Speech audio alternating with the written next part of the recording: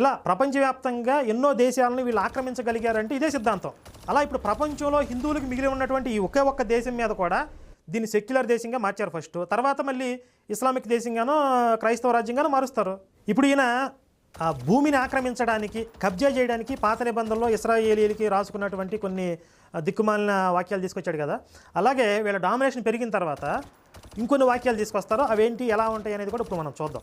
ద్వితీయోపదేశకాండం 12వ అధ్యాయం చూడండి, 1వ వచనం. మీరు స్వాధీనపరచుకొనుటకు మీ పితరుల దేవుడైన యెహోవా నీకు ఇచ్చిన దేశమున మీరు భూమి మీద బ్రతుకు దినములన్నింటినూ మీరు అనుసరించి గైకొనవలసిన కట్టడలను విధులను ఇవి. మీరు స్వాధీనపరచుకొనబోవు జనములు గొప్ప పర్వతాల మీదనేమి, మెట్టల మీదనేమి, పచ్చని చెట్లన్నిటి క్రిందనేమి, ఎక్కడెక్కడనైతే తమ దేవతలను పూజించెనో, మనం అందరం పూజిస్తూ ఉంటాం కదా, పర్వతాల మీద, కొండల మీద వెంకటేశ్వర స్వామి దగ్గరికి వెళ్ళి మొక్కుతాం, లేకపోతే చెట్టు పుట్టకి మొక్కుతూ ఉంటాం, ప్రకృతిలో పరమాత్మను చూస్తూ ఉంటాం కదా. ఎక్కడెక్కడైతే ఇవి